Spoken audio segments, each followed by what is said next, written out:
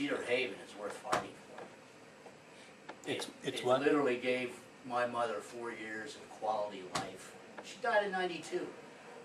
And she got the best quality of life that you could possibly expect at that. And it was all because of people like you who funded Cedar Haven at the right levels. And I will always, in my family, and it was a difficult situation, will always be indebted to Cedar Haven. And I would hope, to me, some of these options, quite frankly, you might not like what I'm going to say, but I think some of these options are a betrayal.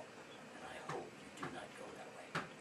And I know that's easy for me to say, but at the end of the day, it should be about these senior citizens and the best possible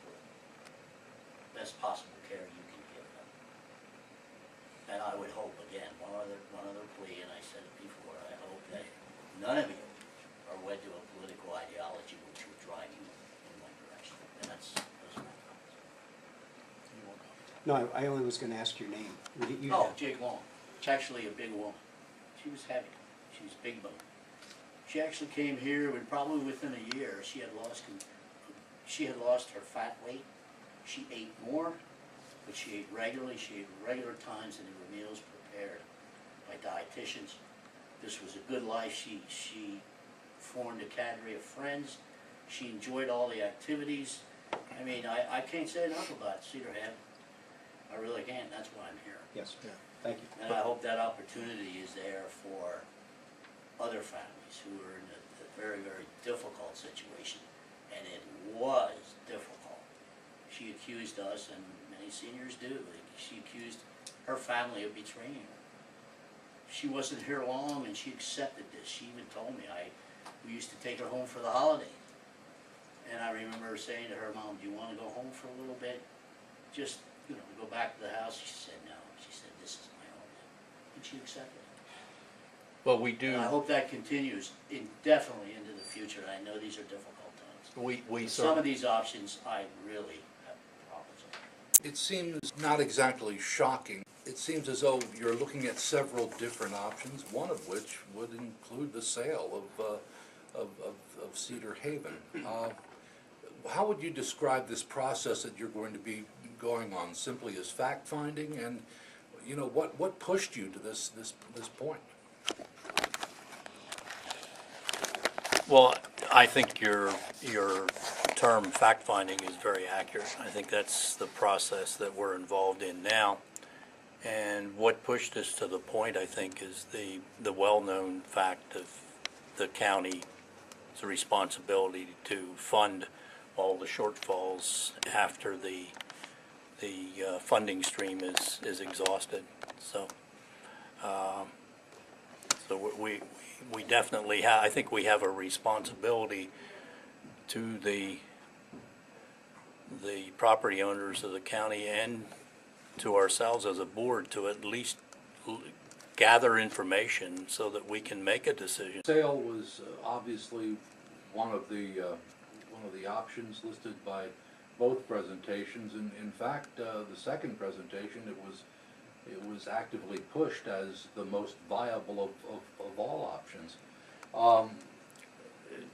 As you still have more people to see, how many more groups are you going to be talking to? It could be up to 4. I mean, I had a call the other day from a relationship. We already have Q Unique. Am I saying that right? Q Unique. Just Q. Which is a vendor that the county's been using for 15 years now. About, yeah. 15. And they have expanded from when we first started using them into other management type arrangements. And so I had a call the other day, and they said, hey, we'd like to be on the list too. So the firms that you're seeing come in haven't been given any instructions in terms of what they're to present, just that they either have expressed interest. One company that's coming next week has been calling for 6-8 years, saying, hey, whenever you guys are thinking, keep us on the list, kind of thing. So I've maintained that list if the day ever came. So there isn't any real push in terms of what they're presenting, just that they've they're in this business in some way. And so what they decide to present is really. The first group that presented today, we had them in about a year ago, I would say approximately, to make a similar presentation about the possibilities. So they've been involved. And and I'll make this the final one. You two gentlemen have been a little bit better about keeping any real feelings you might have fairly close to your vest. Mrs. Litz, you seem demonstratively opposed to anything having to do with the sale of Cedar Haven. I think there has to be a better way. I just, again, all my training as a county commissioner was that it's my duty, based on what William Penn delegated commissioners to do, is to take care of the poor. I can't believe it changed in the last 2 years. No one can explain that to me. I feel it's my duty to find a way to save Cedar Haven. I don't have all the answers, and I'm hoping that through these presentations I can garner something that will help to do that. And if there are employees or members of the public that have ideas, I'd be open to listening to them as well.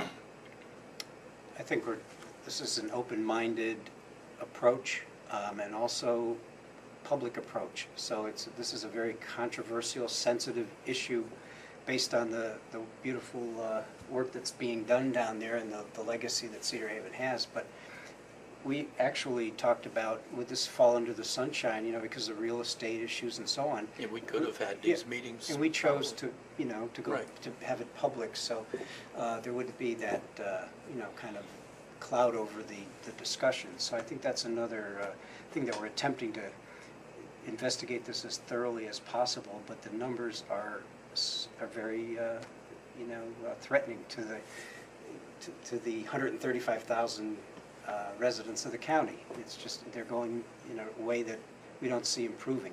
We see it getting worse. So. And we're getting into the budget cycle, so that's another, you know, issue of what can we do. Do I understand the first company that came in here? They seem to be much different approach from the second. Second was, you know, we're going to get the best deal for you as possible if you sell it. Whereas the first one seems to be, you know, we can manage it for you, or we can at least give you a sense of what you have and how best to manage it if you want to go elsewhere. So is that true? They're like a Yes. Consultant. Yes, or a they- manager? Yeah. And I don't even know if they're a possible purchaser. Would they also They do, fall under that? they manage a sale, they would manage a sale as well. They could Yeah, all right. yeah. So they're- They do all, my understanding, they would do all levels.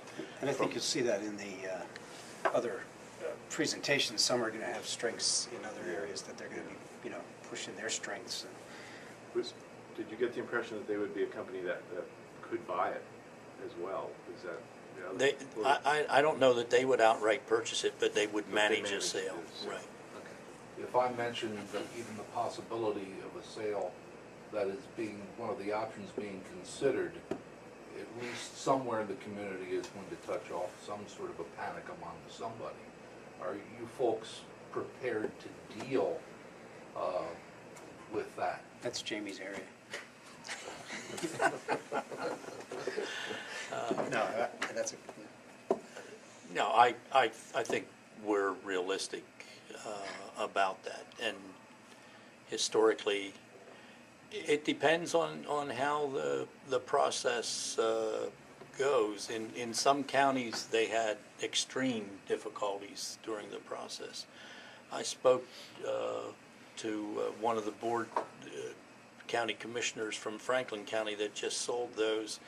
He's the minority commissioner, and he said one piece of advice he gave me is, you know, don't attempt this unless you have solidarity on the board.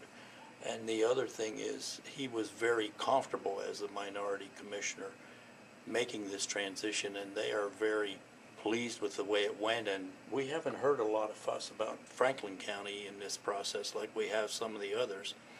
And you know, his comment to me was, we have money now we don't know what to do with. So it's, yeah, it is a controversial process at best. So are we looking for that kind of fight? Not necessarily. I think, as you said early on, Gordon, we're fact-finding. We're looking for answers. You guys sit here and hear the requests from different departments for personnel that they're at levels of 2008, yet their caseloads are way up here. Ratios are out of whack. You hear the probation department come in with Judge Tilwalk, and they want an extra $500,000 to $900,000 to make our county safer, and you hear all these, and the resources that go through my mind that are being allocated. This is what's driving this. Those requests, a lot of them, you can't just say to these departments, we need you to cut back 10% again. I mean, that's been done and done.